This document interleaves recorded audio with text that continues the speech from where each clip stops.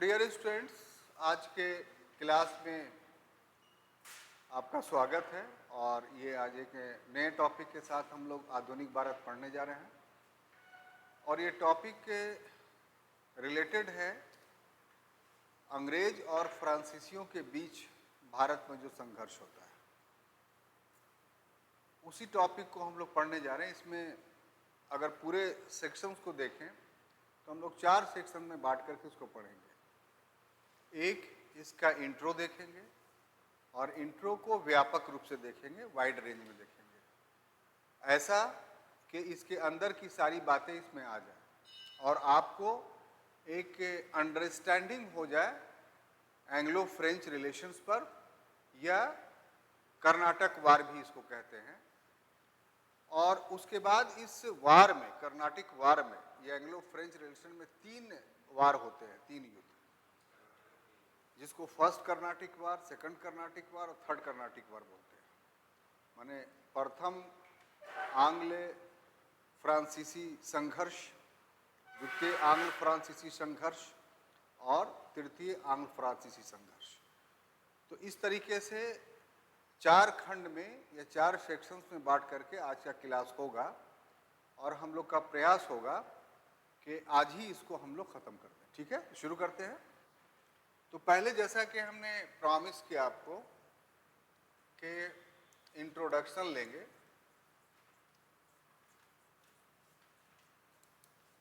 Introductions में हम देखेंगे कि इसमें क्या क्या बातें पढ़ी जा सकती हैं इस टॉपिक में। ठीक है, तो इस टॉपिक में पढ़ने की जो सबसे महत्वपूर्ण बात है कि अगर हम लोग ब्रिटिशर्स की बात बोले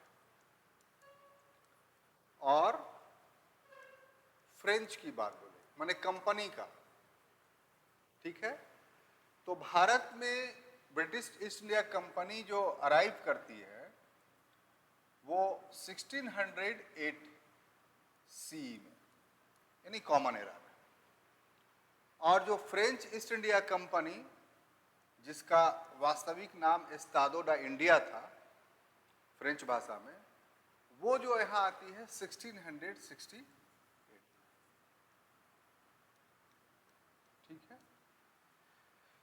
समय आने का अलग अलग है, दोनों एक साथ नहीं है, अलग अलग, लेकिन संघर्ष के पहुँचते पहुँचते जो सरकमस्टांसेस था दोनों के पास, वो एक हो गया। इस समय से लेकर करके जो 1714 सी तक का जो समय था, ठीक है, यानी इस समय से लेकर के इस समय तक हम बात कर रहे हैं, वो ये दोनों कंपनियां जो थी, चाहे ब्रिटिश हो चाहे फ्रेंच हो, इन दोनों का एम क्या था, दोनों का उद्देश्य क्या था, तो सिर्फ एक था, और वो था ट्रेड, यानी व्यापार। ठीक है, लेकिन इसके बाद, यानी 1740 के बाद, ये दोनों कंपनियां का एम्बिशंस जो है, एम्बिशंस का हिंदी होगा महत्वाकांक्षा। ठीक है, वो पॉलिटिकल हो गया।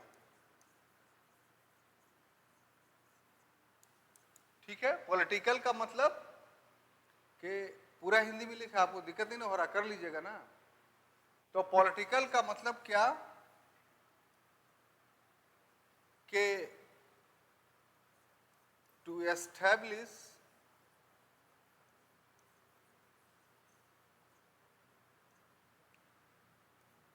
पॉलिटिकल ऑथोरिटी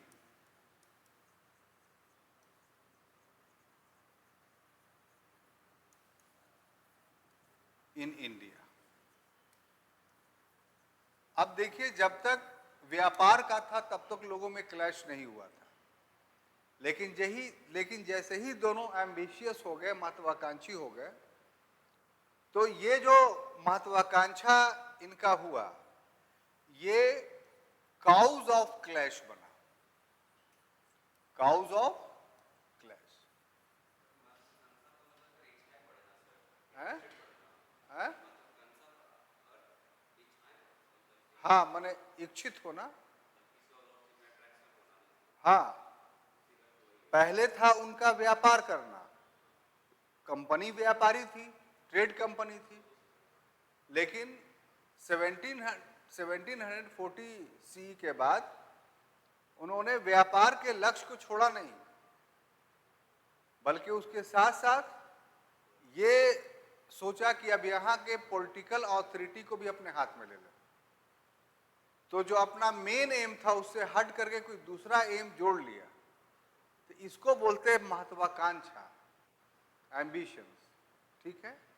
एक हुआ जैसे आप पढ़ाई कर रहे हैं एक सिंपल वे में, और एक पढ़ते पढ़ते आपने कोई नया रिसर्च कर दिया और जिससे आपका बहुत नाम हो गया, बहुत पैसे आपके पास आ गए, तो अन्य छात्रों से आप एम्बिशियस स्टूडेंट कहलाएंगे, महत्वाकांक्षी छात्र। छात्र दूसरे भी हैं, तो पढ़ाई का काम सब काम कर रहे हैं, लेकिन रिसर्च का काम सब नहीं कर रहा है। तो उसी ढंग से पांचों कंपनियां जो आई थी तो सब ट्रेड के लिए आई थी, लेकिन इसी बीच में बाकी सब चली गई, दो बची, फ्रेंच और ब्रिटिश। तो ब्रिटिश का भी एम्स नहीं था पॉलिटिक्स करना, और ना फ्रेंच का एम था यहाँ के पॉलिटिकल अफेयर्स में इंटरफेयर करना, लेकिन देश का जो अनस्टेबल पॉलिटिकल कंडीशन को देखा, अस्थिर राजनीतिक स्थिति को देखा, तो इसके देखने से इनकी महत्वाकांक्षा जाग गई, इनका एम्बिशंस जाग गया। बात समझ में आई? जैसे इसीलिए कहा जाता है कि बहुत सारी चीजें छुपा कर रखनी चाहिए, जैसे खाना। बात समझ में आ रही है? अगर अच्छा खाना आप लेकर के आए हैं और आप खोल करके खा रहे हैं, तो दूसरे की महत्वाकांक्षा जाग जाएगी आपके खाने पे कि कितना अच्छा खाना है, ये खा रहा है, हम नहीं खा रहे हैं, तो छीनने लगेगा आपसे। बात समझ में आ रही है ना? और अगर आप स्ट्रांग रहेंगे तो नहीं छीन पाएगा। तो उसी तरीके से इंडिया का जो पॉलिटिकल सेटअप था वो इतना वीक हो गया था, इतना कमज़ोर हो गया था कि उसका रिजल्ट ये हुआ कि जो लोग यहाँ ट्रेडर्स थे, व्यापारी थे, यहाँ की परिस्थिति को देखकर इनका एम्बिशन जाग उठा कि इससे अच्छा तो हम लोग शासन चला लेंगे। जैसे मान लिया जाए कोई कोचिंग खुला हुआ है गया में, बहुत उसके यहाँ स्टूडेंट्स हैं, लेकिन कोई पढ़ाने वाला है ही नहीं है, लेकिन उसी में से एक बच्चा ऐसा है जो टीचर पढ़ा रहा है उससे भी ज़्यादा वो अच्छा जान रहा है, तो ये सर्कमस्टांसेस देख के उसमें एम्बिशन क्रिएट कर जाएगा कि इससे अच्छा तो हम पढ़ा देंगे। तो लड़का लोग को बोलेगा कि देखो हमसे एक बार पढ़ के देख लो, और लड़का लोग देखा, बोला कि हाँ सही बात है, ये तो उस टीचर से ज़्यादा हम लोग का जो फ्रेंड है भाई, तो चलो तुम ही खोल लो, तुम ही यहाँ पढ़ते हैं। तो उसने एम्बिशन अपना दिखाया, अपनी महत्वाकांक्षा दिखाई, तो एक अलग कोचिंग का मालिक हो गया। ऐसे बिहार में बहुत सारे हुए हैं, खासतौर से पटना में। क्लियर? साफ बात समझ में आ रही है? तो ये काउस क्लेश का बना कौन सा? पॉलिटिकल एम्बिशंस है।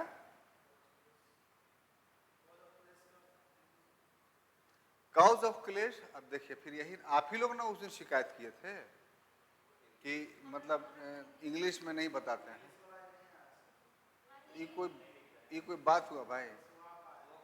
हम ना किसी को जानते थोड़ी हैं कौन क्या है।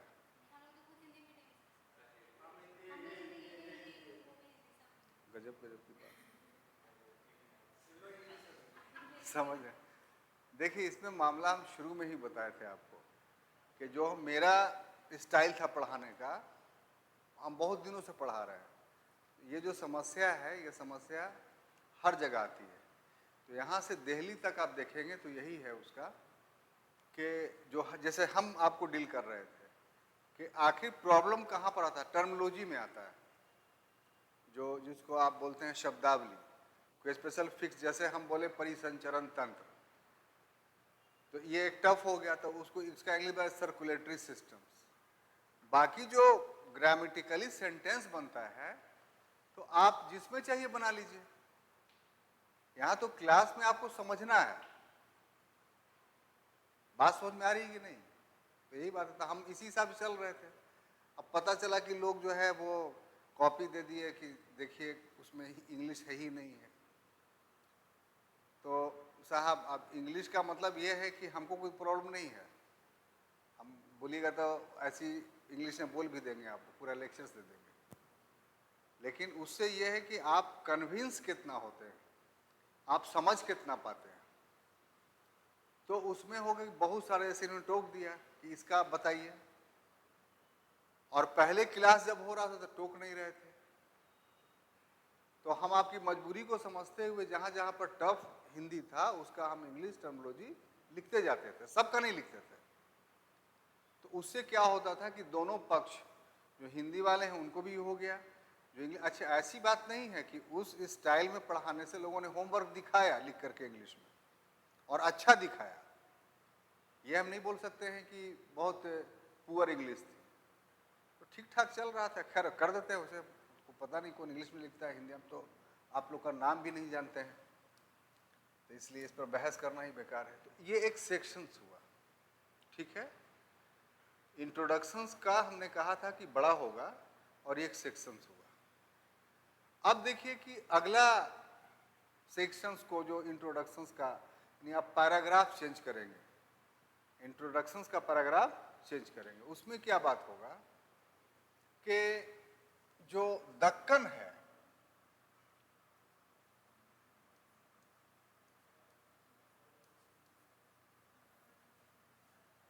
ठीक है, जिसको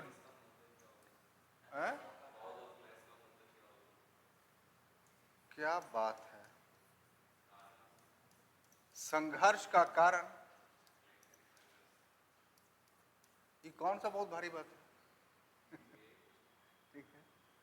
तो देखिए यहां पर मामला है, छोड़िए वो सब बात, यहां पर जो मामला है इसको समझिए कि हमने दक्कन लिखा, एक और शब्द लिखते हैं दक्षिण भारत,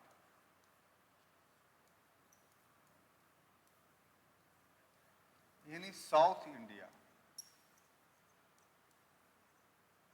आपको यह बताना है कि ये दोनों शब्द समान हैं कि अलग अलग हैं, इसके मीनिंग्स जो होते हैं एक होते हैं कि अलग अलग होते हैं।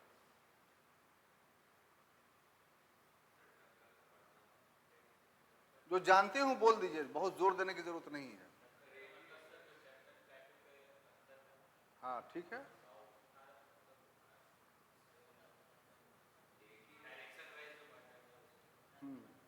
कैसे आप जो बात बोल रहे हैं उससे लोग नहीं समझ पाएंगे।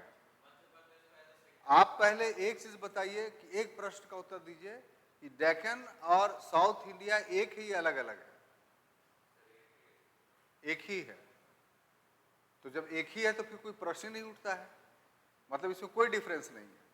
तो चलिए अगला सवाल, एक है तो कैसे है, इसका जवाब दे दीजिए। बिल्कुल कंफ्यूज हैं आप, आइए टॉपिक्स पर आइए। इसको बोलते हैं पेनिनसुलर इंडिया, ठीक है। नर्मदा और ताप्ती है, ऊपर में अरावली है, यह विंध्याचल है, विंध्याचल बोलिए, अरावली तो और आगे में।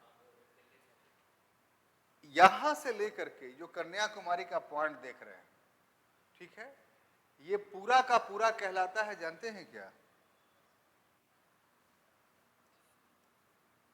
दक्षिण भारत। क्या बोलते हैं?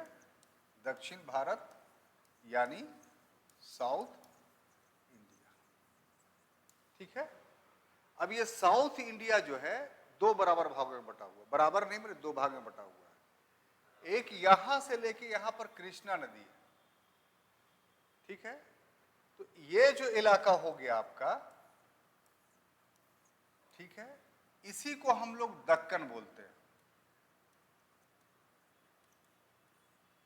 यानी डेक्कन। और ये जो इलाका हो गया इसको बोलते हैं सुदूर दक्षिण,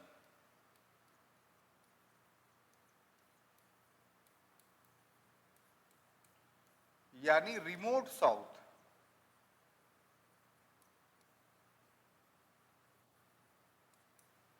क्लियर? नहीं समझ में आ रही बात? और कैसे समझाएगा? नर्मदा और ताप्ती से लेकर नीचे तक का पूरा भाग दक्षिण भारत कहलाता है, कोई कंफ्यूजन नहीं। और ये दो भाग में बटा हुआ है, जो नर्मदा ताप्ती से कृष्णा नदी तक, ये हो गया नर्मदा, ये हो गया तापी, और ये हो गया कृष्णा।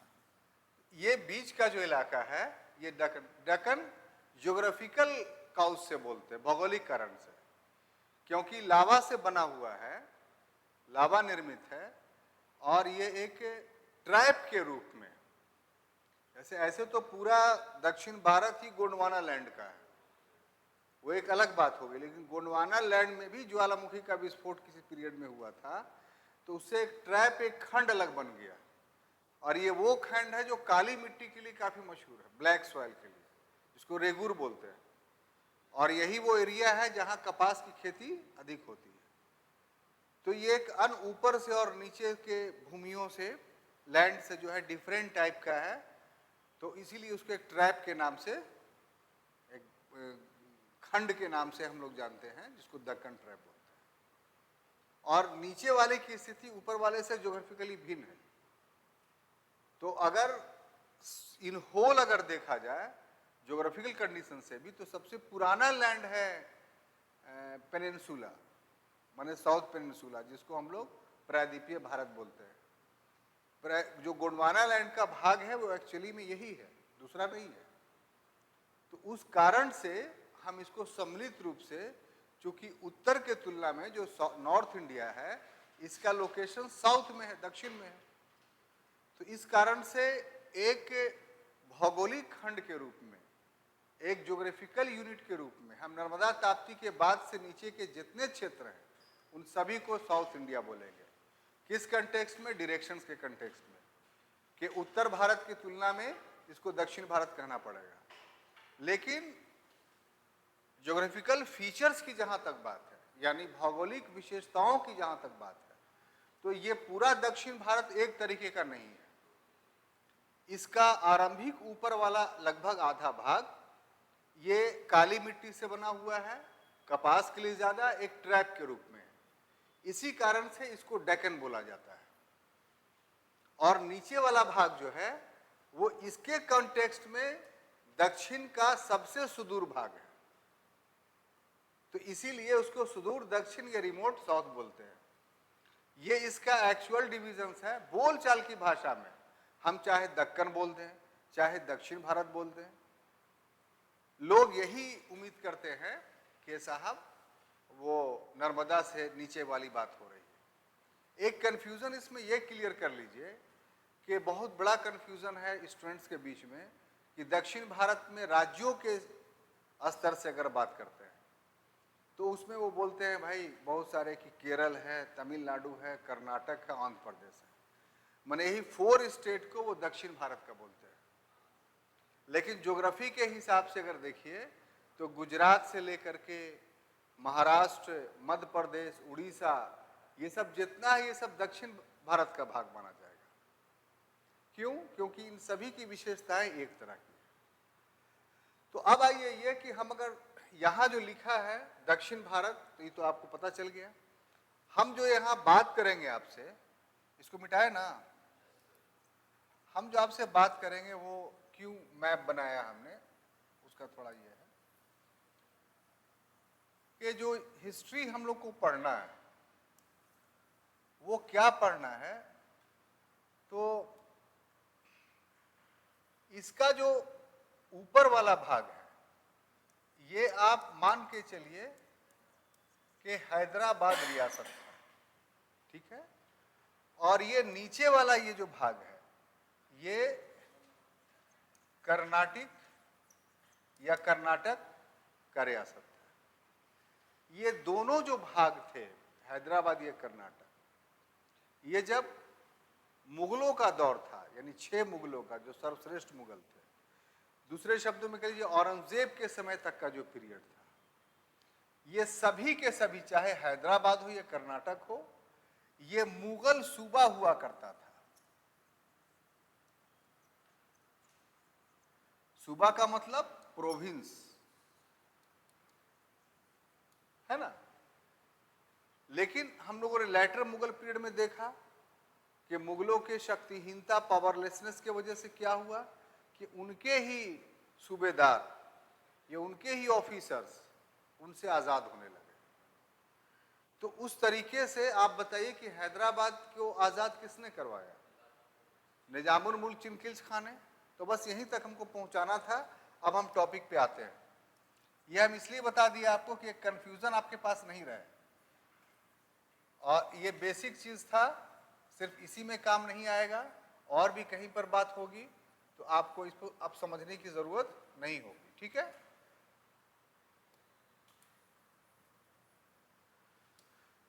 तो ये जो दक्षिण भारत था, यहां तो बहुत सारे रियासतों का उदय हुआ, लेकिन हम लोग के अध्ययन के लिए जो दो रियासत थी वो काफी महत्वपूर्ण थी, ठीक है। इसमें से एक रियासत जो था वो हैदराबाद था, और दूसरा रियासत कर्नाटक था। यहां पर एक चीज ध्यान दें कि कर्नाटक जो नाम दिया हुआ है वो पहले से नहीं चला रहा है। पहले ये मैसूर रियासत या उसके अधीन अन्य छोटे छोटे नामों से जाना जाता था। जो कर्नाटक नाम दिया गया अंग्रेजों के द्वारा, और वो इसलिए कि इस क्षेत्र में कन्नड़ भाषा की प्रधानता थी। जो लोग थे वो कन्नड़ लैंग्वेज बोलते थे, तो उस भाषा के आधार पर इस प्रांत को कर्नाटक कहा जाने लगा। क्लियर? तो इसमें जो हैदराबाद की रियासत थी वो 1724 में क्या हुआ, निजामुल मुल्क ने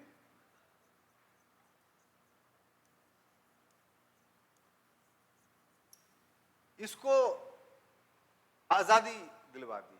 वो कैसे कि शुरू में घोषणा नहीं किया, लेकिन व्यवहार ऐसा किया कि वो एक इंडिपेंडेंट स्टेट हो गया है।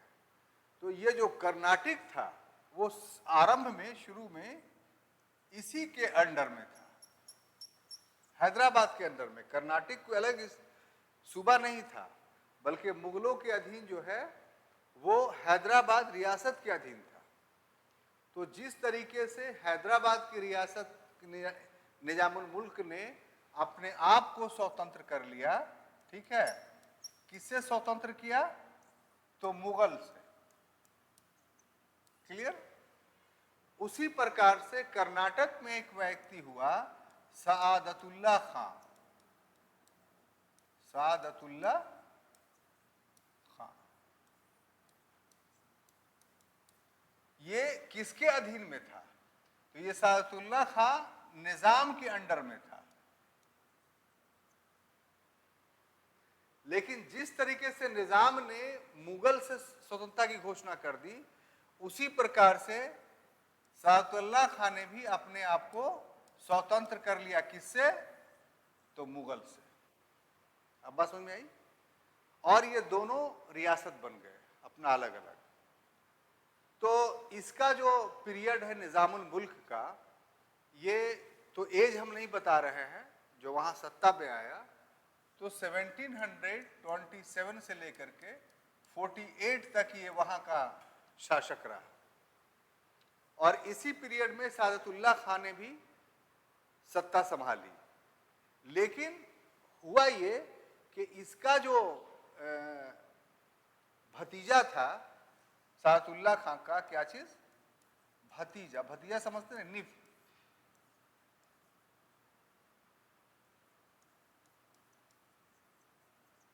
ठीक है, उसका नाम था दोस्त अली। क्या नाम था? दोस्त अली। ये नाम याद रखना इसलिए जरूरी है कि यही बहुत टफ है इसमें। अब देखिए ये सरकमस्टांसेस दक्षिण भारत का कब डेवलप हो रहा है? 18th सेंचुरीज के दूसरे डिकेड में या तीसरे डिकेड में कह लीजिए, यानी 1730 से ईस्वी के लगभग। और जब ये सब चीज हो रहा था तब क्या हुआ कि इसी समय एक और घटना घटी। अब वो था कि 1741 में मराठा इन्वेजन होता है। कहां? कर्नाटक में मराठा आक्रमण होता है। कहां होता है? कर्नाटक में। ठीक है। और जब मराठों का आक्रमण होता है तो इस आक्रमण में जो सादतुल्ला खां है,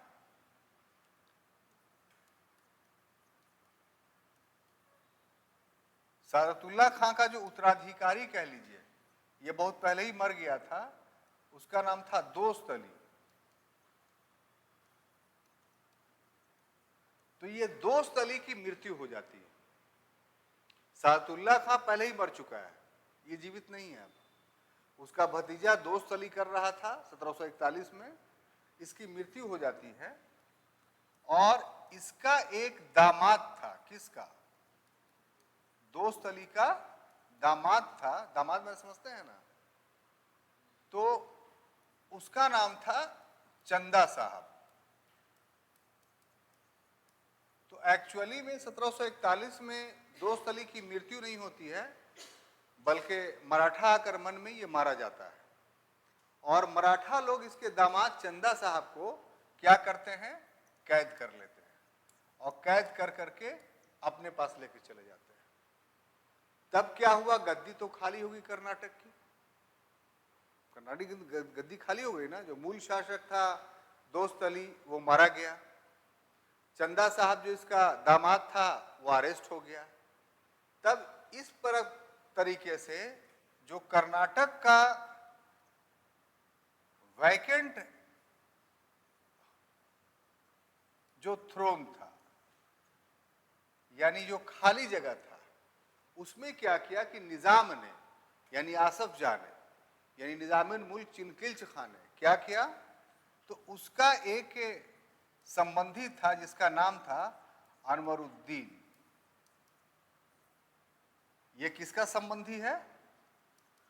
तो निजाम का संबंधी। तो जब संबंधी है तो इसको निजाम ने कर्नाटक का शासक बना दिया। कर्नाटक का शासक। अब बात समझ में आई? तो यहां पर जो हौच पौच हो रहा है, ये आपको दिमाग में बैठाना है। ये सब इंट्रो में जा रहा है, क्योंकि इसको आप नहीं अपने दिमाग में बैठाइएगा तो फिर तीनों कर्नाटिक वार समझ में नहीं आएगा। तो एक बार फिर हम समझा देते हैं। दक्कन का मतलब आपने समझ लिया कि क्या? तो इसमें 1724 ईस्वी के बाद दो रियासतों का उदय हो रहा है, एक हैदराबाद और दूसरा कर्नाटक। तो जिस प्रकार से हैदराबाद मुगल एम्पायर का, मुगल साम्राज्य का एक पार्ट था, एक सूबा था, उसी तरीके से कर्नाटक हैदराबाद का एक पार्ट था, सूबा था। बहुत बड़ी रियासत थी। तो मुगलों के समय में इसमें एक ही सूबेदार होता था, पूरे दक्षिण भारत का सूबेदार। ठीक है। और वो जो है सभी को देखता था। उस समय तो बीजापुर, गोलकुंडा, अहमदनगर, कौन कौन सी रियासतें थी, और उसको औरंगजेब ने जीता था। लेकिन सभी के सभी औरंगजेब के अधीन थे वो। लेकिन जब औरंगजेब की मृत्यु होती है तो और भी बहुत सारे छोटे छोटे पॉकेट होंगे छोटे छोटे राजाओं का, लेकिन दो बड़े राजाओं का उदय हुआ, एक हैदराबाद का और दूसरा कर्नाटक का। तो हैदराबाद का जो संस्थापक था वो निजामुल मुल्क था। यहां लिख दिए निजामुल मुल्क, आसफ जाह।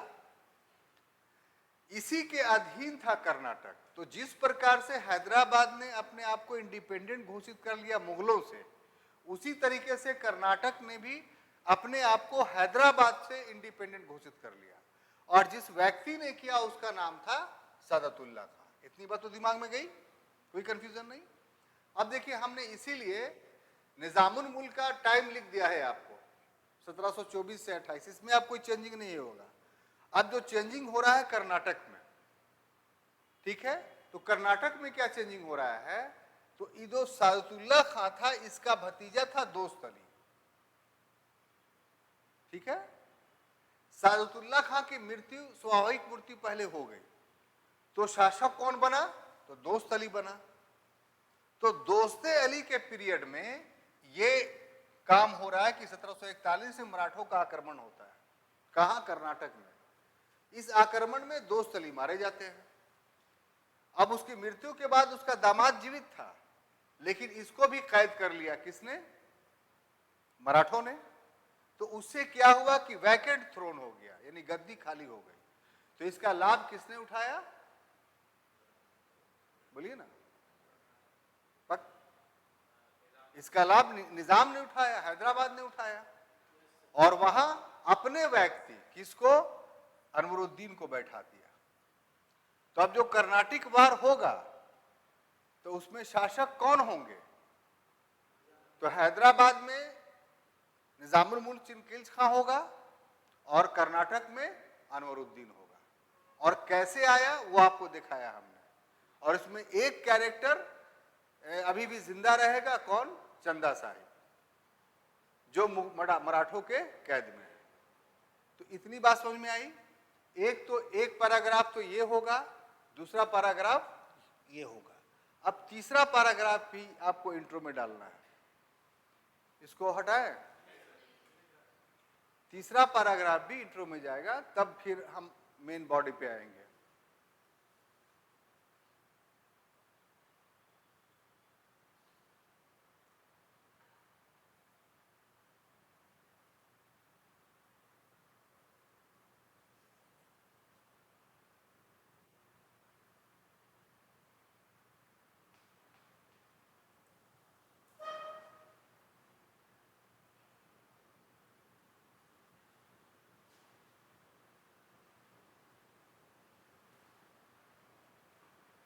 जहां पर भी इस टॉपिक में आपको थोड़ा सा भी लगे कि नहीं समझ रहे हैं, तो आप बोलिएगा, हम एलोबरेट कर देंगे।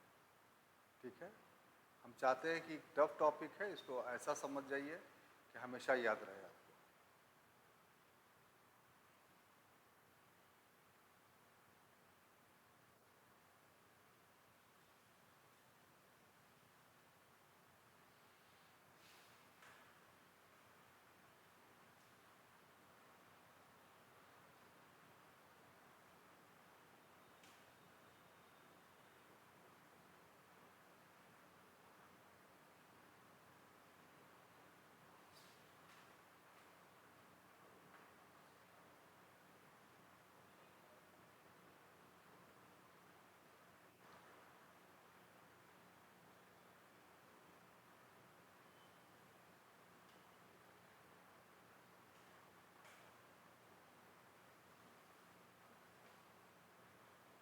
क्या है? नहीं चल रहा है, हैं? कहां पर नहीं चल रहा है? कौन? बोलो ना। ये वैकेंट थ्रोन, थ्रोन माने गद्दी होता है, माने गद्दी जो है खाली थी। आप हिंदी में लिख लीजिए।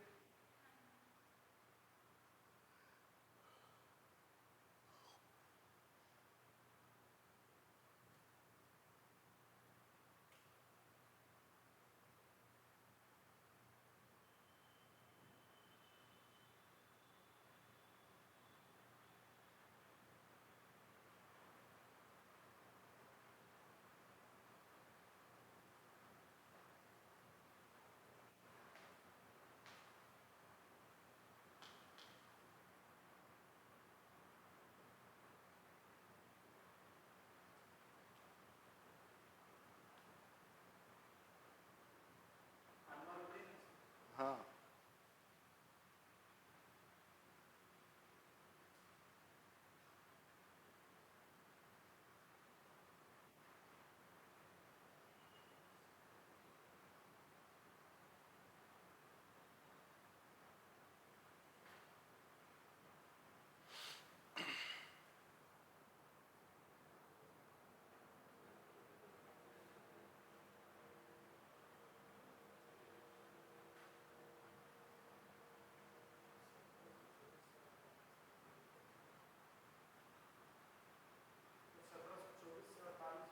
ये आसफ जा का मतलब शासक का काल है। फिर आसफ जा को ही निजाम बोलते थे। निजामुल मुल्क चिनकिल्च खां आसफ जा उपाधि थी। ये तो आपको उसमें पढ़ा चुके हैं। किस में? लेटर मुगल पीरियड में।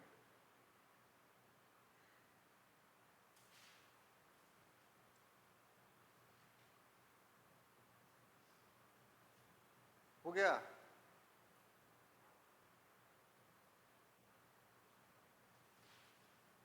अब देखिए इंट्रो का जो थर्ड पार्ट होगा उस पर ध्यान दीजिए कि जो आंग्ल फ्रांसीसी संघर्ष चला,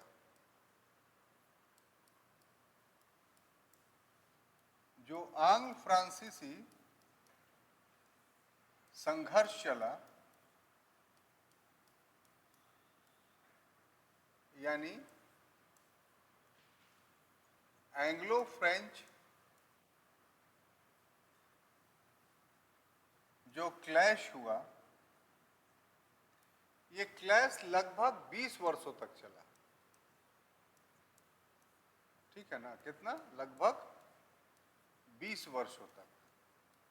हम लगभग इसलिए लगा दे रहे हैं कि एक्चुअली में आगे पीछे हुआ। जैसे अगर देखा जाए तो 90 बोल रहे हैं, 7046 से ये क्लैश शुरू होता है और 63 तक ये चलता है, सी तक चलता है, यानी ईसा पूर्व। ठीक है ना? और इस पीरियड में कुल 3 युद्ध होते हैं। कितना? 3 युद्ध होते हैं, यानी 3 वार होता है।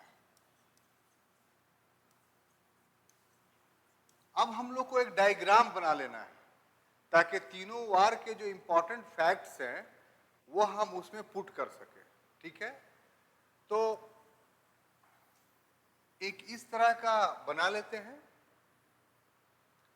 ताकि आपको किसी प्रकार का प्रॉब्लम नहीं हो। इसमें एक शीर्षक का इस्तेमाल करेंगे हम लोग।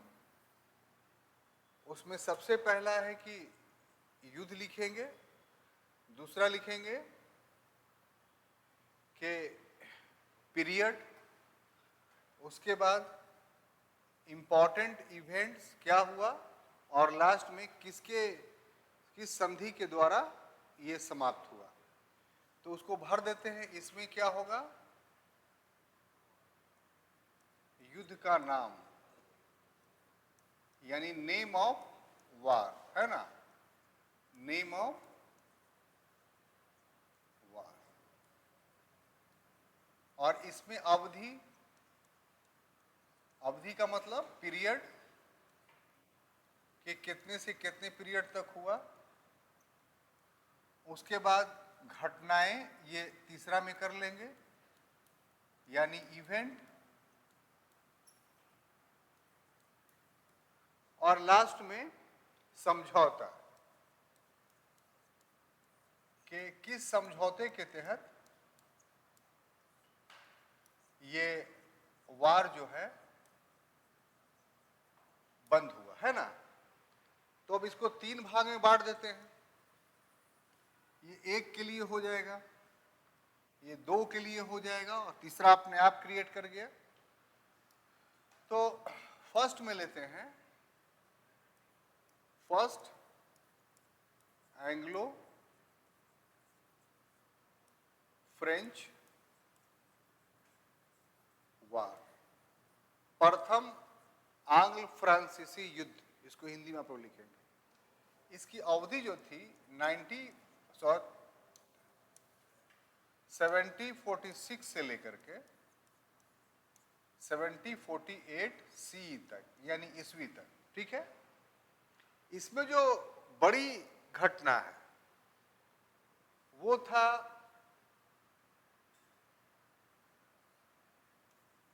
सेंट टॉमे वार, यानी सेंट टॉमे का युद्ध।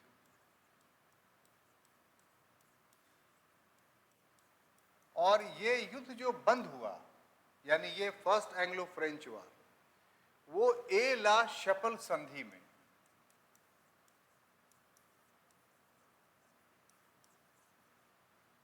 ए ला शपल एग्रीमेंट हुआ था। यहां पर आपको ध्यान देने की बात है कि ये एग्रीमेंट यहां नहीं हुआ था, ये यूरोप का एक जगह है ला शपल, वहां हुआ था और उससे ये बंद हुआ, और ये होगा आपको 1748 में।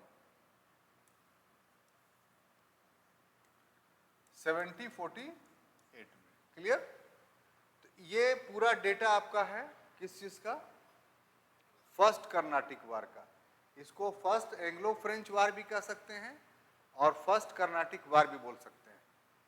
प्रथम आंग्ल फ्रांसीसी संघर्ष या प्रथम कर्नाटक युद्ध। अब दूसरे खाना में हम लोग भर देंगे सेकंड एंग्लो फ्रेंच वार। ये जो हो रहा है वो 1949 से 1954 सी तक, ठीक है? अरे सॉरी, पता नहीं क्या हो जा रहा है हमको।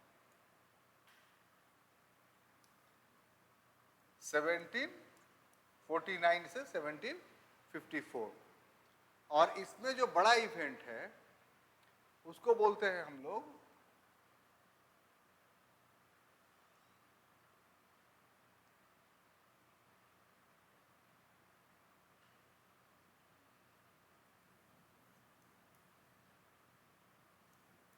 अर्काट का युद्ध।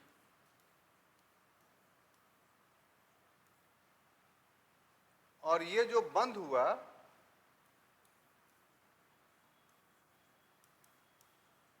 वो पांडिचेरी एग्रीमेंट से।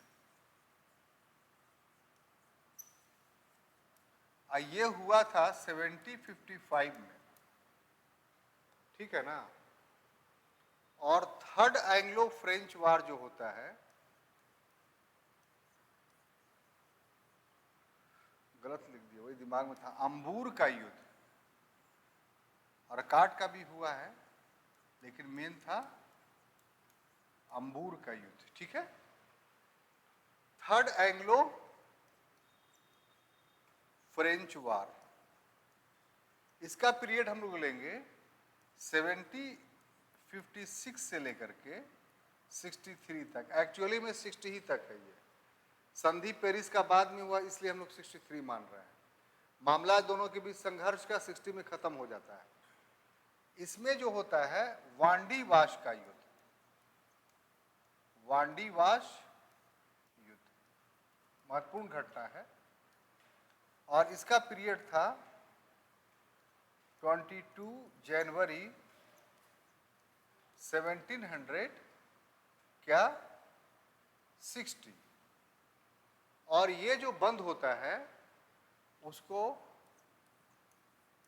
पेरिस एग्रीमेंट से, पेरिस एग्रीमेंट से जो होता है आपको 1763। ये पूरा विवरण है जो अंग्रेजों और फ्रांसीसियों के बीच जो युद्ध हुए थे उसका। अगर इस डेटा को आप आंसर में लिखते हैं तो आपको अच्छे मार्क्स उठेंगे, और ऐसे भी पूरे टॉपिक को समझने के लिए ये काफ़ी महत्वपूर्ण है। इसमें एक चीज़ जो आपको ध्यान देना है, जो टॉपिक को समझने में काफ़ी मददगार होगा, वो हम दिखाना चाहते हैं आपको। इसमें से ये दोनों जो वार है, ठीक है, इसकी जड़ें यूरोप में थी, यानी कोई भारत से मतलब इसका नहीं था। यूरोप में अंग्रेज और फ्रांसीसी आपस में लड़ पड़े, इसका रिजल्ट ये हुआ कि भारत में ईस्ट इंडिया कंपनी और फ्रेंच कंपनी लड़ पड़ी। इसका जो काउस था, जो फर्स्ट एंग्लो वार का, ठीक है, इसका तो इसका सक्सेशन वार था, सक्सेशन वार इसका काउस था, उत्तराधिकार का युद्ध। ऑस्ट्रिया में उत्तराधिकार का युद्ध हो रहा था, उसमें एक पक्ष को ब्रिटेन समर्थन करने लगा, दूसरे पक्ष को फ्रांस। और वहां जब होने लगा तो उसका असर यहां पड़ा कि यहां के ब्रिटिश और फ्रेंच कंपनी आपस में लड़ गई। और ये जो था थर्ड वाला, इसका काउस था 7 years war,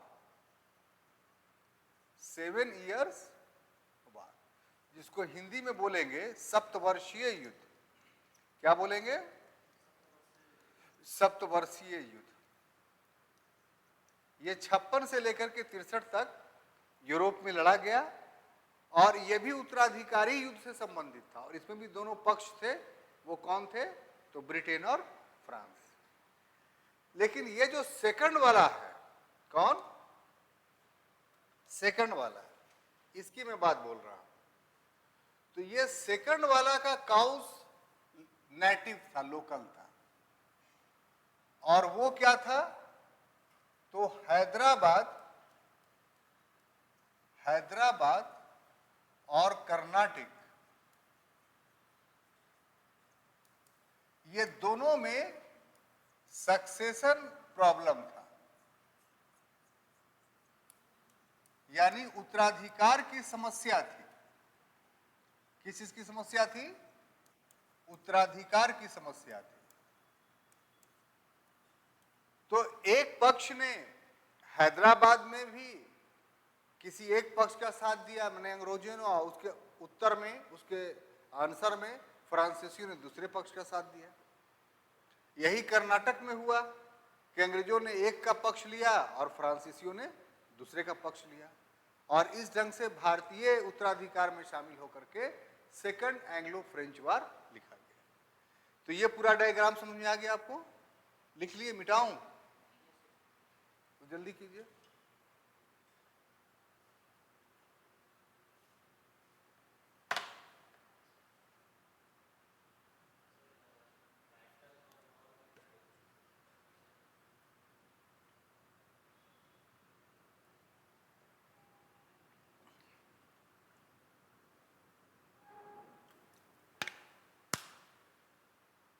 battle of war में इसके एक्सपेंशन या व्यापकता का डिफरेंस है। बैटल छोटे रूप में जो लड़ाई होती है उसके लिए इस्तेमाल किया जाता है आमतौर पर, लेकिन युद्ध जो है बड़े पैमाना पर जब होता है, जिसमें बहुत धन हानि की संभावना होती है या होती है, तो उसके लिए वार इस्तेमाल करते हैं। ऐसे दोनों एक दूसरे के सिनोनिम्स है, समानार्थी है और दोनों एक दूसरे के रूप में इस्तेमाल होता है, बहुत ज़्यादा डिफरेंस नहीं है। लेकिन अगर शब्द है तो शब्द के कुछ ना तो अर्थ अलग होंगे ही। तो अगर हम बैटल यानी लड़ाई और युद्ध यानी वार, इसका इंग्लिश तो ये हुआ। तो अगर दो लोगों के बीच, दो ग्रुपों के बीच हो गया तो हम बोलेंगे कि लड़ाई हो गई, यानी बैटल हो गया। लेकिन अगर दो पक्षों के बीच हो गई बहुत बड़े पैमाना पर, तो आप स्वाभाविक रूप से बोलते हैं कि युद्ध हो रहा है, जैसे भी भारत और पाकिस्तान में हो रहा है, जिसको आप बैटल नहीं बोल सकते। फाइट दो व्यक्तियों के बीच में जो हाथ पैर चलता है उसको फाइट बोलते हैं।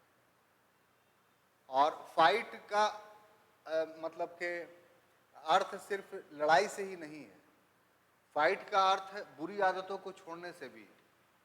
तो परिवेश के अनुसार उसके अर्थ बदल जाएंगे।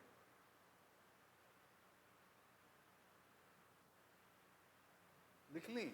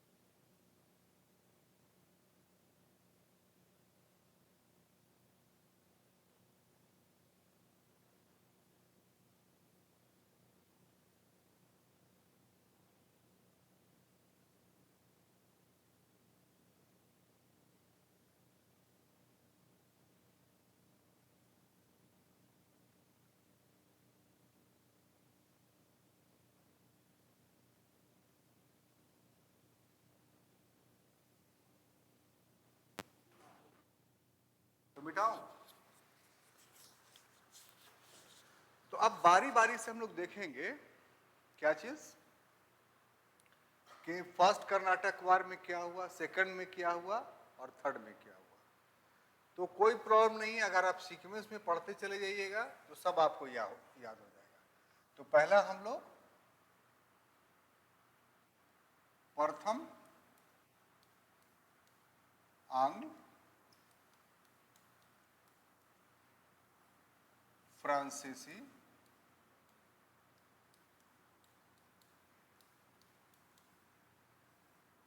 युद्ध या संघर्ष, फर्स्ट एंग्लो फ्रेंच वार, ठीक है। इसका पीरियड की बात करें तो अभी भी आपको हमने बताया 1746 से लेकर के 1748 ईस्वी तक, सी तक। क्लियर? अब हम लोग टॉपिक पर आते हैं कि मामला इसमें क्या है। तो मामला वेरी सिंपल है कि इसका जो कारण था,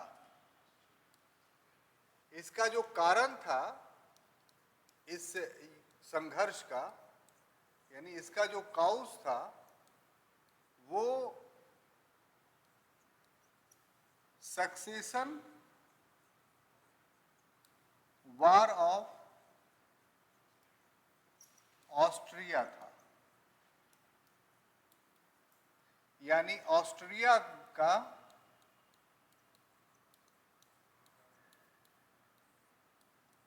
उत्तराधिकार का युद्ध।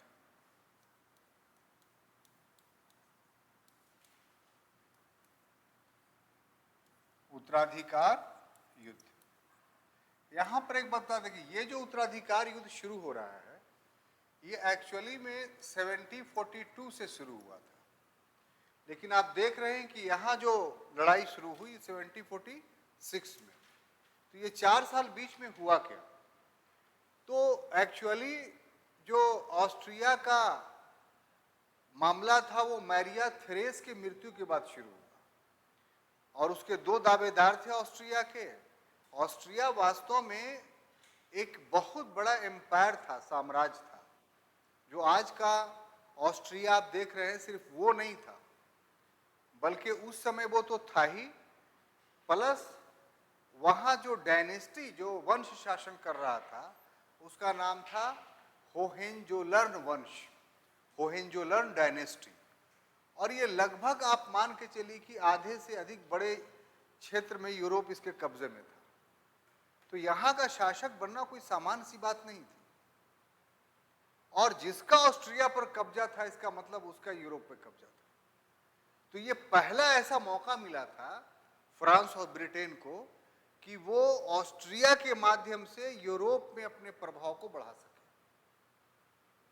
इसीलिए दोनों पक्ष, ऑस्ट्रिया में जो उत्तराधिकार के 2 दावेदार थे उसमें एक एक के समर्थन में आ गए।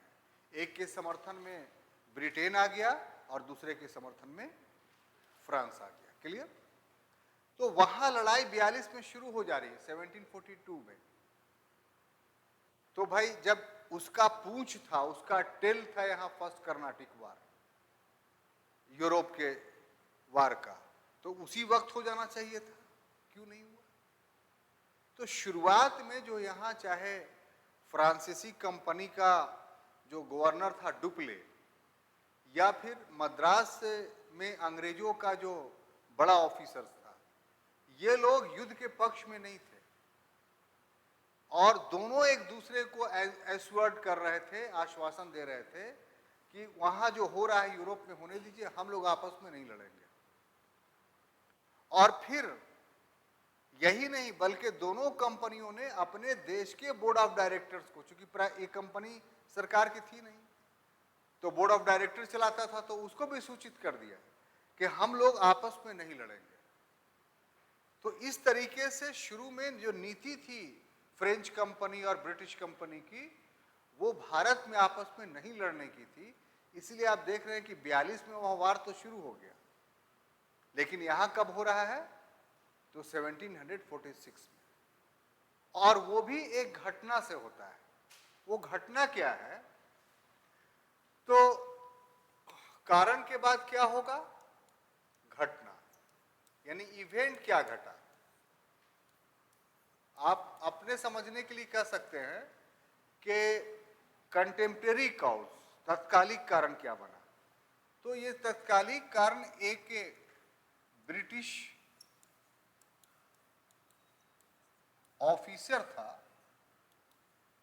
यानी ब्रिटिश अधिकारी था,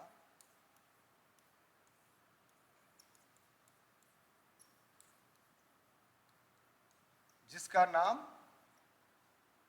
बार्नेट था।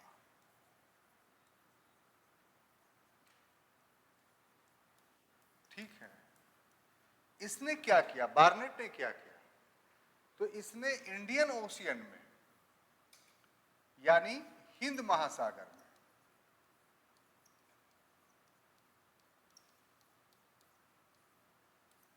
एक फ्रांसीसी जहाज को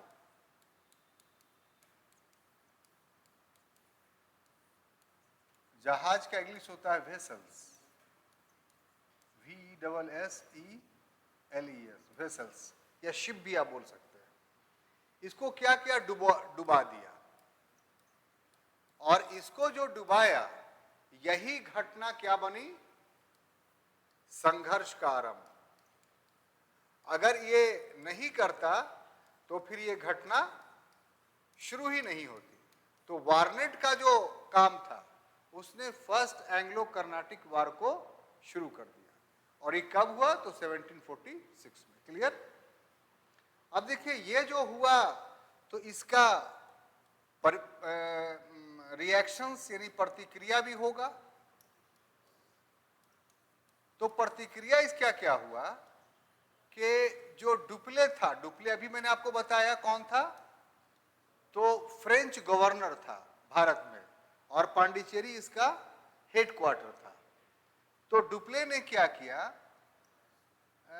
एक और उसका कॉलोनी है इंडियन ओशियन में, जिसका नाम है मॉरिशस। आज एक जातीय तौर पर देश है ये, आइलैंड नुमा देश है ये। तो मॉरिशस भी फ्रेंच के कब्जे में था। तो मॉरिशस का जो फ्रेंच अधिकारी था, वो था ला बुर्दाने। ला बुर्दाने, ठीक है। इससे मदद मांगी कि नाविक के आक्रमण है, इसलिए तुम ये। तो ला बुर्दाने ने जो है वो मद्रास को घेर लिया। क्या किया? मद्रास को कहिए कि जीत लिया। पूरा घटना हम बता रहे हैं, जीत लिया, लेकिन वापस कर दिया। और वापस किया तो इसका प्रतिक्रिया हुआ, इसका रिएक्शंस हुआ इस वापस करने का। क्या? कि फिर डुप्ले ने जीत लिया। किसको? मद्रास को। इस घटना को समझिए आप पूरा।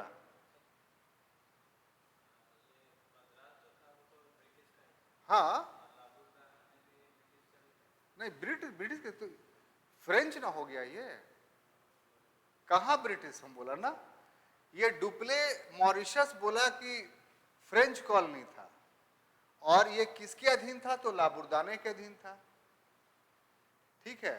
तो इसको कहा कि हमारी मदद करो, तुम भी फ्रांसीसी अधिकारी हो, हम तो गवर्नर ही हैं, तो हमें तुम्हारी मदद की जरूरत। तो आया, और एक और जल से लाबुर्दाने आया, और दूसरी तरफ डुप्ले जो है स्थल भाग से गया। तो यहाँ के जो ब्रिटिशर्स थे मद्रास के, वो हार गए उससे। बात समझ में आ रही है? और ऐसे में डुप्ले और लाबुर्दाने के बीच कन्फ्लिक्ट उत्पन्न हो गया, विवाद। डुप्ले का ये, लाबुर्दाने का ये पॉलिसी था कि हमें इससे क्या मतलब, ये गलती किया था, हरा दिए, बात खत्म हो गया। अब ये पैसा से हमसे खरीद ले फिर पुनः, तो इसको सजा मिल जाएगी।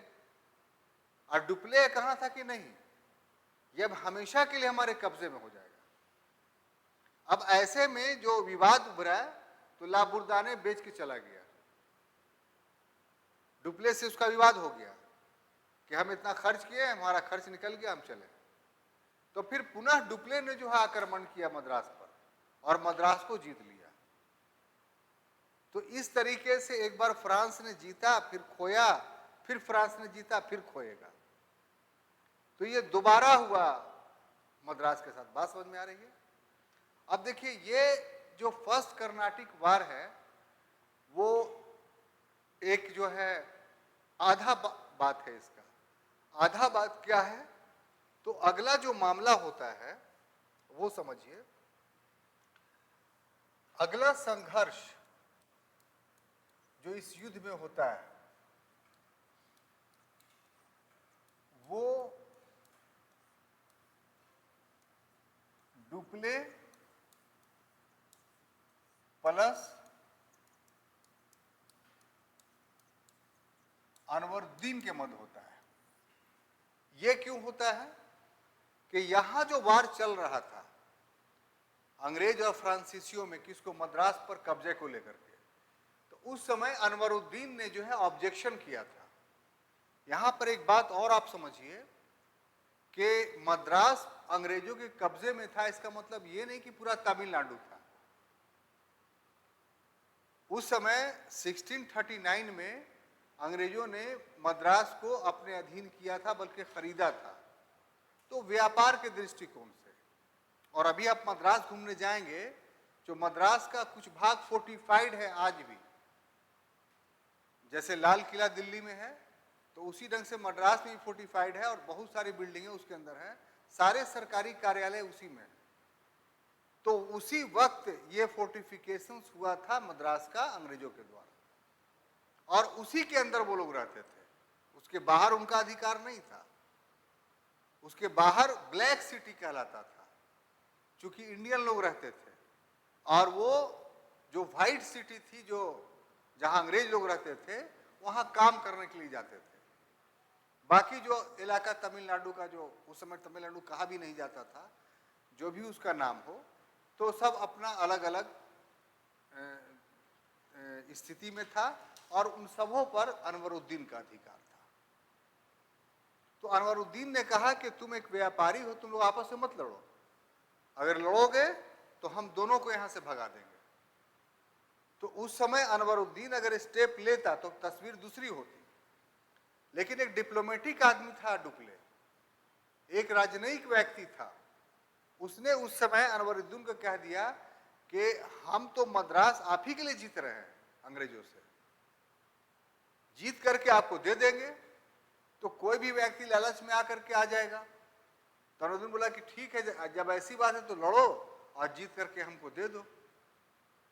तो जब जीत लिया डुप्ले ने, तब फिर इसकी नीयत चेंज कर गई और अनवरुद्दीन को मद्रास देने से इनकार कर दिया।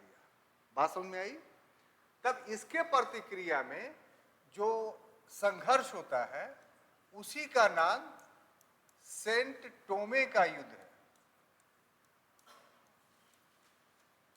सेंट टोमे का युद्ध है। बात समझ में आई? और ये सेंट टोमे जो है वो मद्रास से थोड़ा हट करके एक जगह है, वहीं हुआ था। इस युद्ध में सुन लीजिए कि जो डुप्ले था उसके पास 700 भारतीय और 250 फ्रेंच सैनिक थे बस। और जो अनवरुद्दीन था उसके पास 20,000 सैनिक थे। तो एक तरफ 1,000 सैनिक है, दूसरी तरफ 20,000। अगर सामान्य स्थिति रहे तो 1,000 ऐसे ही देख के डर जाएगा 20,000 से, कि अगर वो लोग एक एक हाथ भी मारेगा तो हम लोग का तो स्वाहा हो जाएगा। लेकिन इसके बावजूद भी सेंट टोमे का युद्ध जो है वो डुप्ले जीत जाता है। अब देखिए, ये जो जीतता है ये बहुत बड़ा संदेश दे रहा है। वो क्या? कि युद्ध में संख्या बल का कोई महत्व नहीं। युद्ध में महत्व जिस चीज का है वो है कि संगठित सेना का, ऑर्गेनाइज आर्मी का, अनुशासित सेना का, डिसिप्लिन आर्मी का, और न्यू इक्विपमेंट्स का, नए औजारों का। उस समय युद्ध के जो औजार होते थे, तो जिसके पास ये चीजें रहेंगी वो जीत जाएगा।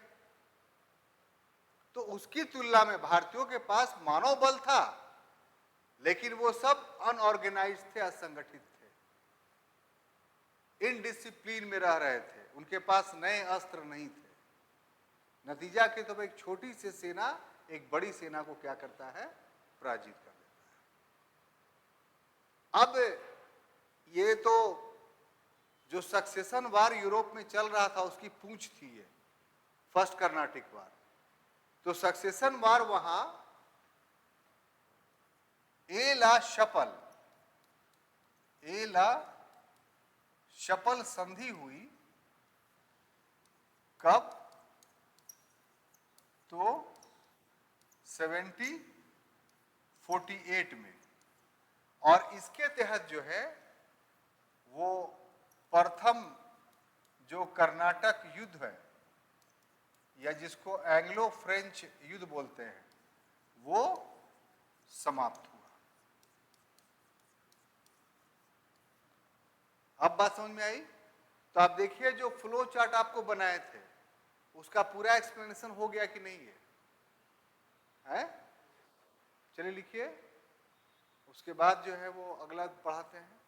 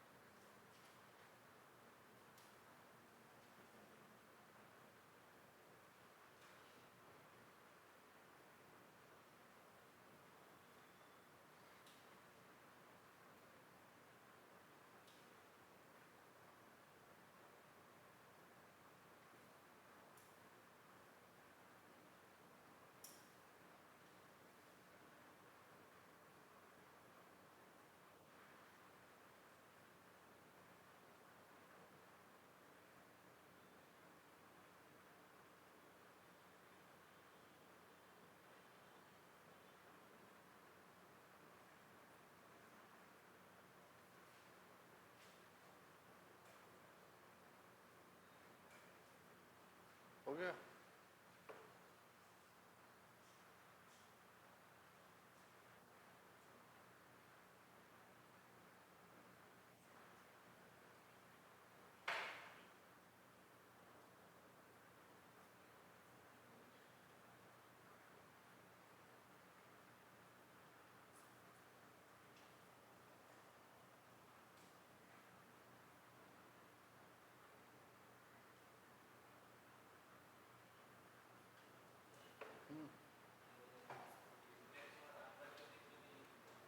है? हाँ हाँ हाँ, सेंट टॉमे का।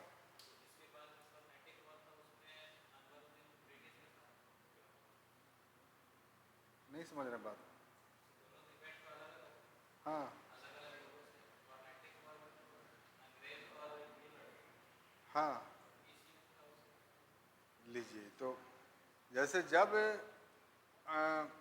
फ्रांसीसियों ने अंग्रेजों से ले लिया मद्रास, यानी हरा दिया, तो फर्स्ट जो एंग्लो कर्नाटक के एंग्लो फ्रेंच जो वार है उसके दो पार्ट है।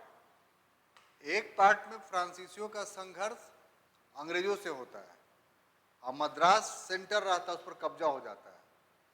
दूसरा वार वहां का जो लोकल गवर्नमेंट था जिसका राजा अनवरुद्दीन था उससे फ्रांसीसियों का होता है। और उससे होता है क्यों? वो इसलिए क्योंकि उसने वादा किया था कि हम मद्रास आपको जीत करके दे देंगे, और जीता तो नहीं दिया, अपने पास रख लिया। तो अनवरुद्दीन के साथ सेंट टोमे का युद्ध होता है जिसमें अनवरुद्दीन पराजित होता है। तो इस फर्स्ट कर्नाटक वार में फ्रांसीसियों की जीत ही जीत थी, क्योंकि उसने न सिर्फ एक यूरोपीय शक्ति को पराजित किया बल्कि एक भारतीय शक्ति को ही पराजित किया। आप समझ में आई बात आपको? हाँ हाँ, इसलिए तो आपको दो पार्ट में पढ़ाया ही है। यही सब चीज क्लियर नहीं रहता तो याद ही नहीं होता है। अब हम लोग आगे देखेंगे सेकंड एंग्लो फ्रेंच वार, यानी द्वितीय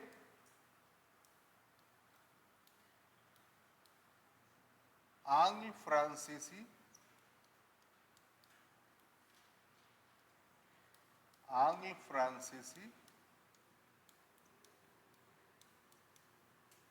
युद्ध। ठीक है, इसका पीरियड का तो फिर एक साल बाद फौरन शुरू हो गया। यानी 1748 में इला शपल एग्रीमेंट के तहत फर्स्ट बंद होता है और उसके बाद 1749 में शुरू हो जाता है, 1749 में। और कब तक चलता है? तो 1754 ईस्वी तक, यानी सीई तक। अब देखिए इसमें क्या होता है, इसके क्या पीछे कॉज थे। तो इसमें भी एक तरीके से समझिए तो उत्तराधिकार का ही युद्ध था, लेकिन फर्क क्या था कि वो पहले वाले में यूरोप के उत्तराधिकार का युद्ध का समस्या था और सेकंड कर्नाटिक वार में भारत में उत्तराधिकार के युद्ध का समस्या था। ठीक है, तो इसका अगर कारण बोला जाए यानी काउस,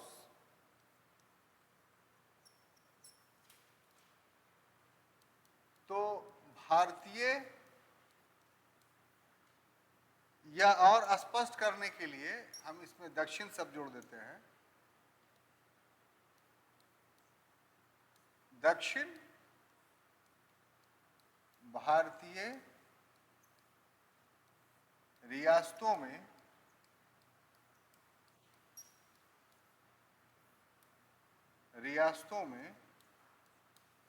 उत्तराधिकार का मामला, उत्तराधिकार का मामला। ठीक है, इसको इंग्लिश कहा जाए तो succession matter in south Indian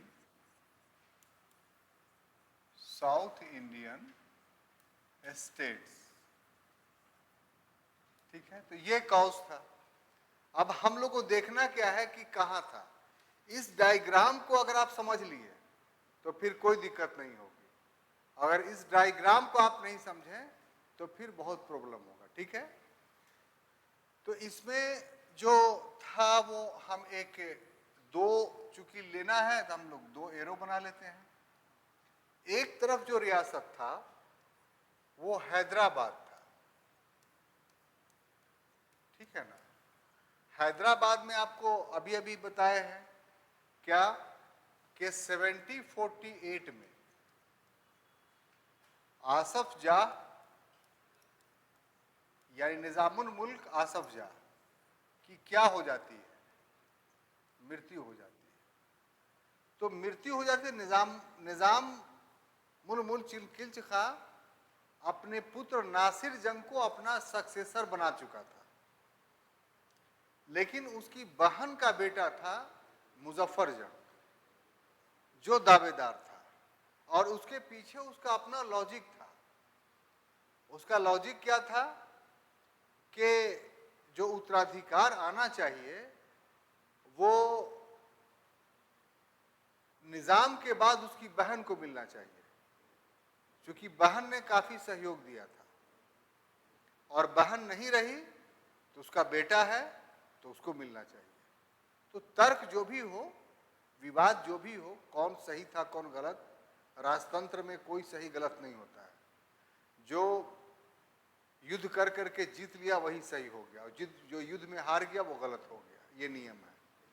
तो हैदराबाद में जो दो दावेदार हुए वो एक नासिर जंग जो ऑलरेडी बैठ चुका था गद्दी पर, लेकिन इसका गद्दी जो था वो नॉन क्वेश्चनेबल नहीं था, अप्रश्नीय नहीं था, बल्कि प्रश्न उठ गया उसमें, और प्रश्न जिसने उठाया वो था मुजफ्फर जंग।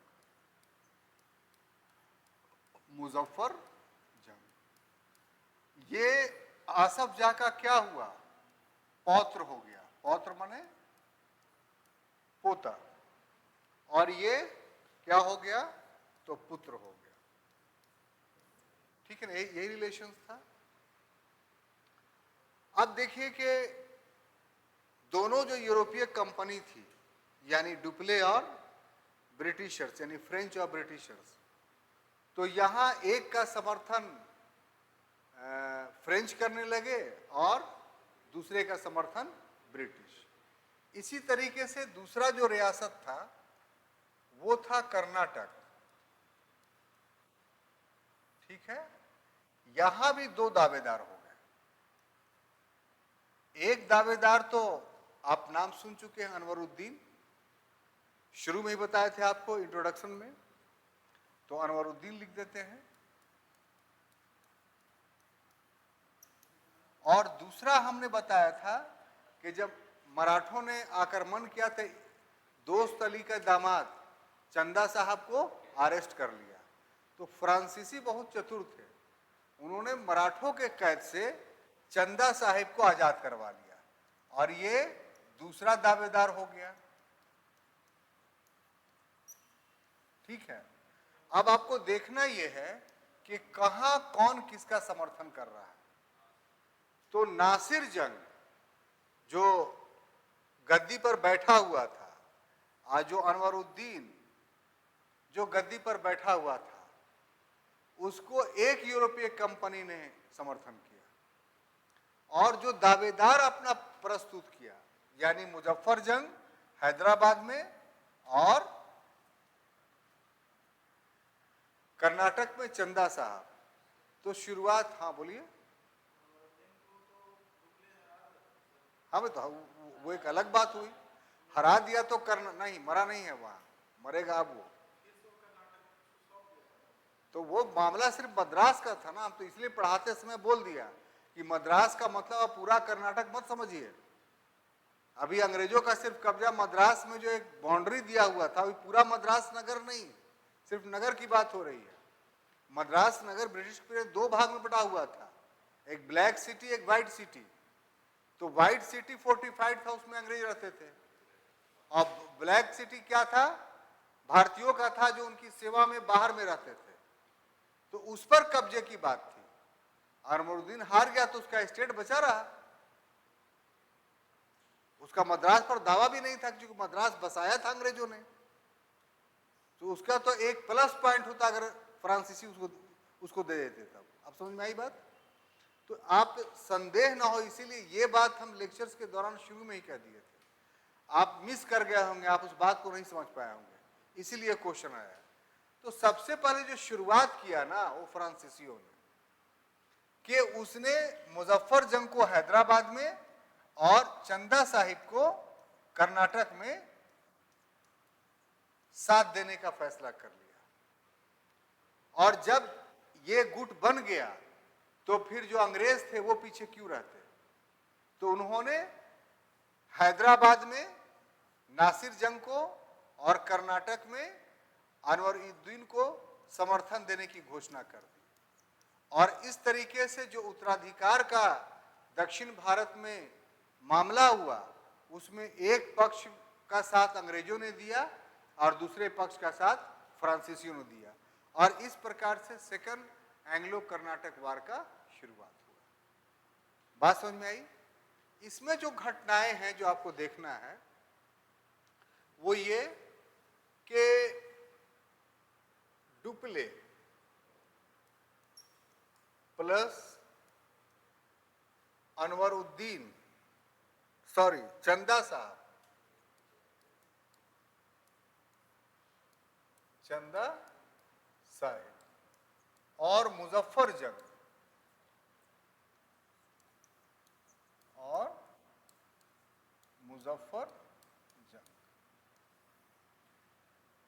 इन तीनों की जो संयुक्त सेना थी, इन तीनों का जो ज्वाइंट आर्मी था,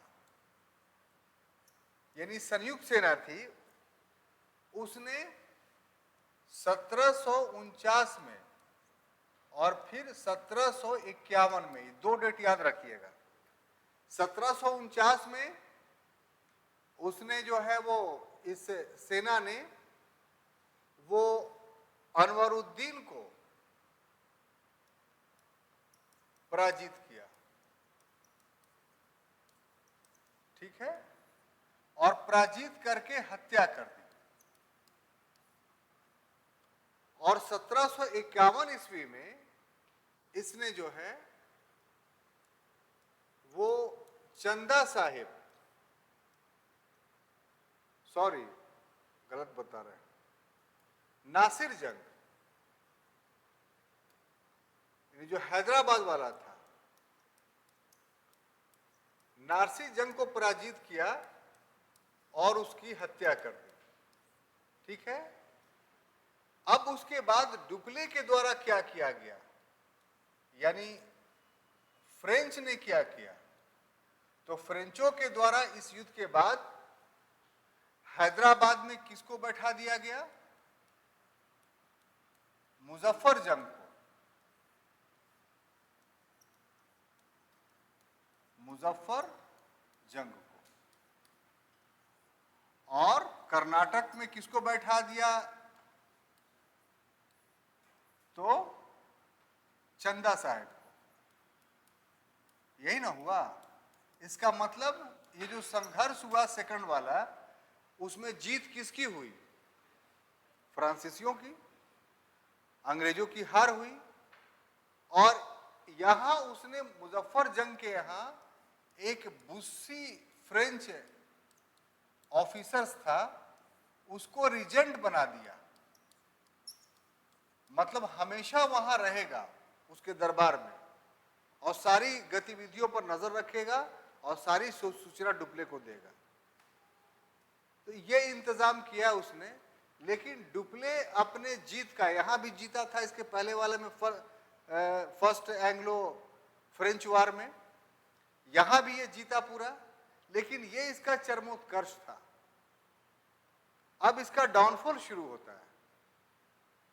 डाउनफॉल कैसे शुरू होता है कि जो अनवरुद्दीन था, क्या, अनवरुद्दीन, इसका एक बेटा था। अनवरुद्दीन का तो मारा गया, लेकिन इसका एक पुत्र था जिसका नाम था मोहम्मद अली। क्या नाम था? मोहम्मद अली। ये अर्काट से भाग करके जाकर, राजधानी अर्काट थी, तिरुचिनापल्ली में शरण ले लिया, और शरण ही नहीं लिया बल्कि अपनी फौज भी वहां संगठित कर दिया। तो ऐसी परिस्थिति में जो अंग्रेज थे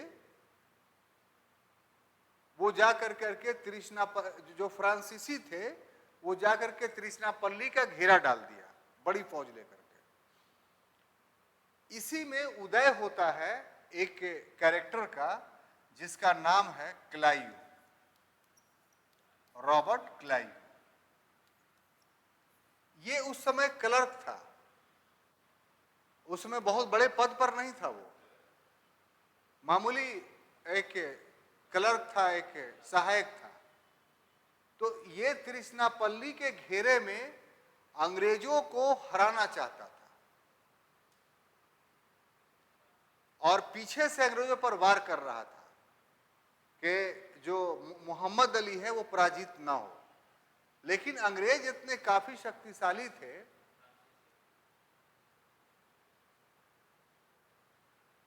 हाँ सॉरी, फ्रांसीसी इतने शक्तिशाली थे कि वो नहीं कर पाए। तब क्लाइव अर्काट का घेरा करने के लिए चला गया।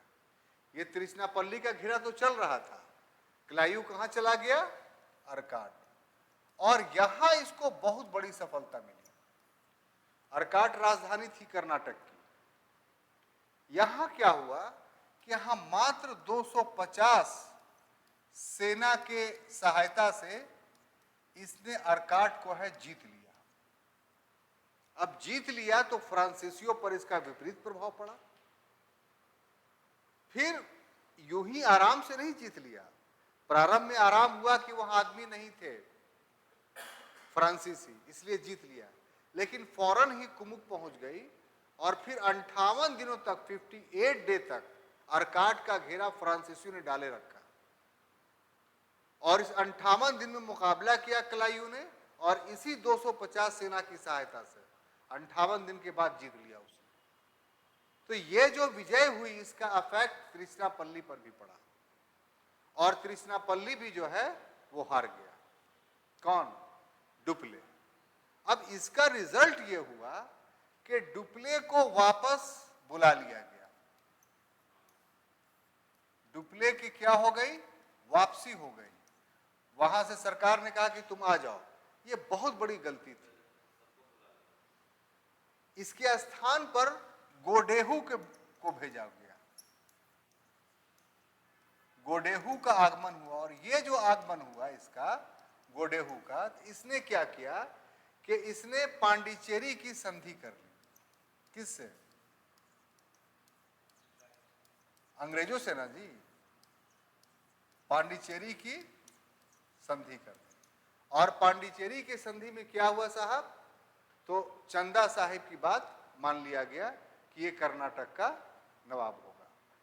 तो ऐसी परिस्थिति में हैदराबाद अभी तक सुरक्षित था। सिर्फ फ्रांसीसियों के कब्जे से सेकंड एंग्लो फ्रेंच वार में लूज कर रहा है कौन? तो कर्नाटक। बाकी हैदराबाद अभी भी उसके पास है। लेकिन इतना तो कहना पड़ेगा कि द्वितीय कर्नाटक वार से फ्रांसीसियों का पतन शुरू हो गया था, ठीक है, और तृतीय कर्नाटक वार ने उसकी इतिश्री कर दी। तो लिखिए इसको, फिर थर्ड पढ़ाते हैं।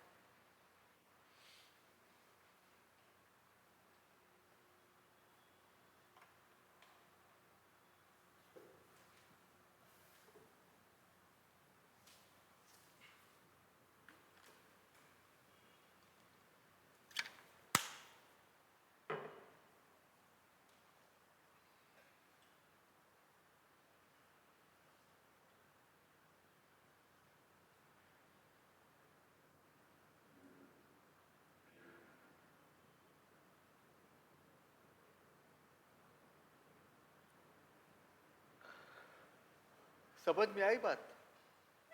कहीं कंफ्यूजन लग रहा है? कहां पर बोलिए? ठीक है, आपको ठीक है, पूरा समझ में आ गया। कहां पर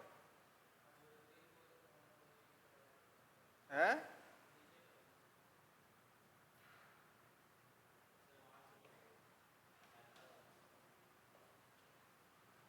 हाँ भाई, तो ये यहां पर हमने दो इसलिए बताया कि जब हार गया कौन? अंग्रेज, तो हैदराबाद में मुजफ्फर जंग को बैठा दिया गया। यहां देखिए इसको, और कर्नाटक में चंदा साहब को।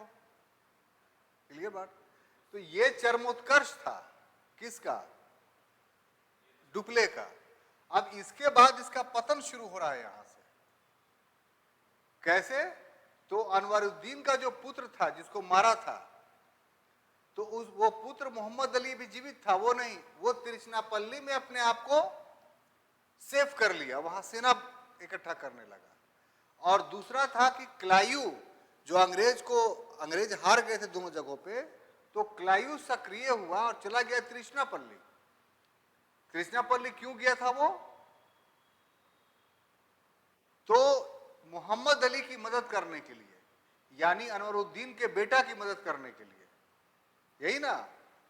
लेकिन वहां भीड़ देख करके उसने एक डिप्लोमेटिक चाल चली कि इसके राजधानी में अभी खाली है, अगर वहां जाकर के हम आक्रमण करें तो ये तिरुचिरापल्ली से भागेगा। और वही हुआ कि राजधानी में कोई नहीं था, गया तो कब्जा कर लिया। तो पता चला कि आप यहाँ तिरुचिरापल्ली में रहिए, राजधानी आपका खत्म हो रहा है। तो कुछ फौज वहां से हटी तो हल्का पड़ा वहां। तो यहां उस फौज को अर्काट में ये 58 दिन में परास्त कर दिया अपनी कूटनीतिकता से, और वहां दोस्त अली ने उसको पराजित कर दिया था। इस तरह हारी हुई बाजी को क्लायू की वजह से अंग्रेज जो है जीतने में सफल रहे, यही उसकी उदय का कारण था। तो ये जो हार गया फ्रेंच, तो डुप्ले की बड़ी बदनामी हुई। तो फ्रांस सरकार ने इसको वापस बुला लिया, और उसको वापस बुला के गोडेहू को यहाँ का गवर्नर, फ्रेंच कंपनी का गवर्नर बनाया। और वो जो आया था युद्ध को जारी क्या रखता, उसने पांडिचेरी की संधि कर ली। किससे? अंग्रेजों से। तो अंग्रेजों से संधि की तो कर्नाटक तो उनके हाथ से निकल गया। तो सेकंड एंग्लो कर्नाटक वार में हैदराबाद ही वो बचा पाए, बाकी कर्नाटक उनके हाथ से निकल गया। आप समझ में बात आई? मिटा है?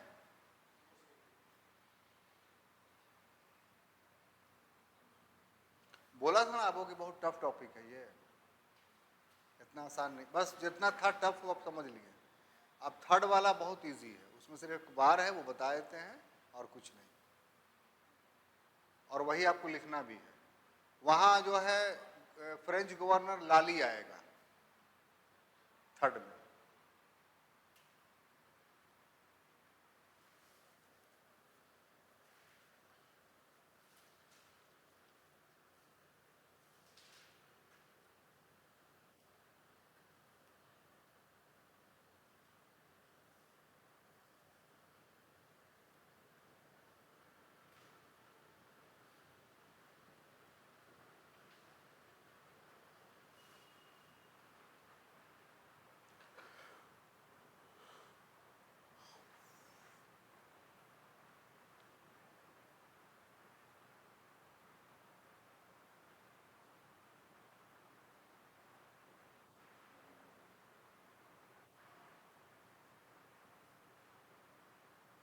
ये वीडियो अपलोड हो जाएगा, तो जगह जगह आपको लगेगा कि नहीं समझ तो फिर से देख लीजिएगा नोट्स बनाने में।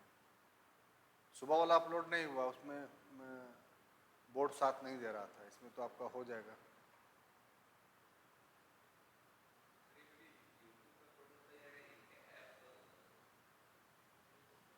ऐप पर है कि? हाँ, सर्वोदय आइस लिखेगा तो आ जाएगा। तो सब्सक्राइब कर लीजिए। यूट्यूब पे है, यूट्यूब में सर्वोदय आइस कीजिएगा ना। हाँ, तो वही। अब उतना हमको आइडिया नहीं है कि क्या है क्या।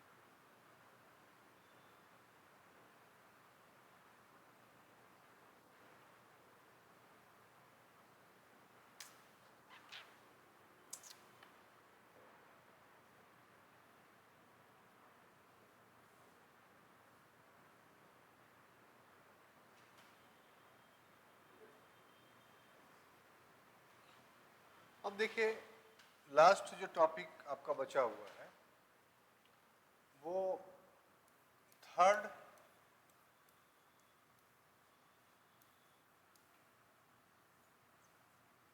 एंग्लो फ्रेंच वार, यानी तृतीय आंग्ल फ्रांसीसी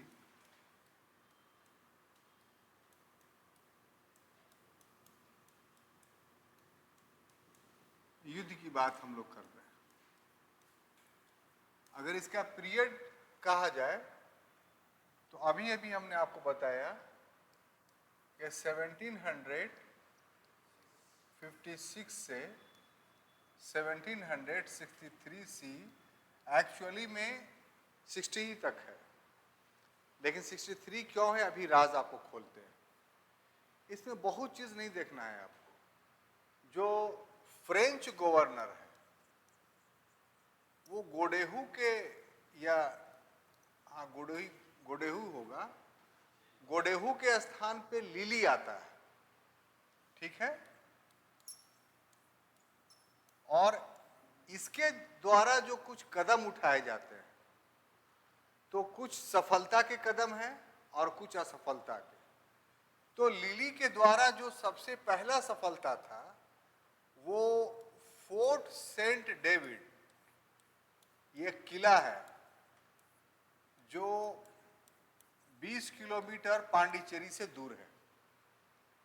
इस पर लिली का कब्जा हो जाता है, यानी यहां ये विजय कर लेता है। लेकिन इसके बाद अन्य जो 4 युद्ध हैं, जो अन्य युद्ध हैं, इसके बाद कुल 4 युद्ध लड़ा है। 4 में से 3 युद्ध जो है वो हार जाता है, यानी जीत नहीं पाता है। और सबसे बड़ी गलती उसने की कि जो हैदराबाद में बुस्सी रीजेंट था उसको ये वापस बुला लेता है। अब इसके ये जो काम थे उन कामों ने फ्रांसीसी शक्ति में कमी ला दी। फ्रांसीसी शक्ति में क्या ला दी? कमी ला दी। जो डर लोगों के पास था वो खत्म हो गया।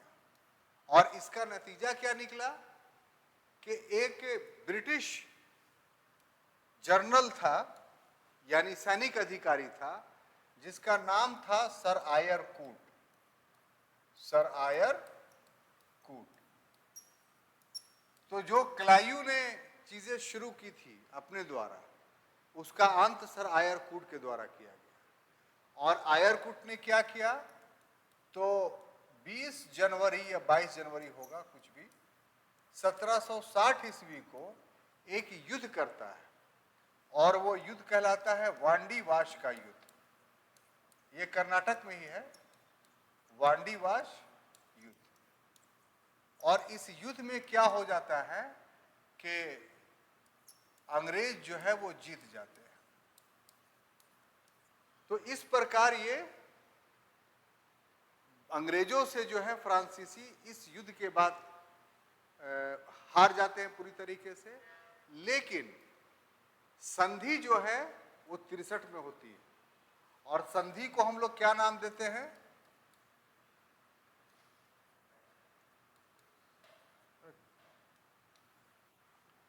संधि का जो नाम है उसको बोलते हैं पेरिस की संधि। ये फ्रांस की राजधानी है। तो वहां क्यों इसका हल हुआ कि यहां जो थर्ड वर्ल्ड वार बोल रहे हैं, थर्ड फ्रेंच एंग्लो वार जो शुरू हुआ, उसके पीछे जो अकाउंटेबल था वो 7 इयर्स वार था। 7 इयर्स वार जो यूरोप में ब्रिटेन और फ्रांस के बीच शुरू हुआ था। तो ये वार खत्म हो रहा है कब? तो 1763 में वहां। तो जब वहां खत्म हुआ तो उसी में एक क्लाउज भारत का भी था कि भारत में फ्रांसीसी मान गए कि अब वहां राजनीतिक सत्ता हम धारण नहीं करेंगे। जो पांडिचेरी, माहे, यनम और कराईकाल है, वहां बहुत फ्रेंच आबादी हो गई है इतने दिनों में, इसलिए वो सिर्फ हम लोग रखेंगे, बाकी जितने क्षेत्र हमारे हैं वो हम सब छोड़ देंगे। तो इस तरीके से जो पांडिचेरी, माही, यनम, कराईकाल, ये फ्रांसीसियों के पास 1961 तक रहा। यानी देश जब 1947 में आज़ाद हो गया, उस समय ये जो चारों क्षेत्र थे वो आज़ाद नहीं हुए, ये फ्रेंच गवर्नमेंट के अंडर में ही रहे। और इसको आज़ादी कब मिली फ्रांसीसियों से? तो 1961 में। और ऐसे पॉलिटिकली वो वांडीवास के युद्ध के बाद जो पेरिस पैक्ट हुआ 1763 में, उसके तहत जो पॉलिटिकल एम्बिशन पाल रखा था फ्रांसीसियों ने, वो पूरी तरीके से खत्म हो गया। अब वो अपने आप को सिमट करके एक छोटे रूप में पांडिचेरी तक सीमित रहे और हल्का फुल्का व्यापार करते रहे। तो अंततः ये कहना पड़ेगा हम लोगों को कि एंग्लो फ्रेंच संघर्ष ने, एंग्लो फ्रेंच स्ट्रगल ने ब्रिटिश शक्ति को जो है, ये ब्रिटिश पावर को भारत में तो पूरे नहीं लेकिन साउथ इंडिया में पूरी तरीके से स्थापित करने का काम कर दिया और एकमात्र यूरोपीय शक्ति के रूप में उभरेगी। तो इतनी सारी बातें थी जो एंग्लो फ्रेंच में मैंने पढ़ाया आपको। हम समझते हैं कि आपको पूरी बात समझ में आई होगी। हम अगले क्लास में जब उपस्थित होंगे तो एंग्लो मराठा रिलेशंस के साथ, जिसमें लगभग 4 बार हम लोग को पढ़ना है। तब तक के लिए अनुमति दीजिए। धन्यवाद।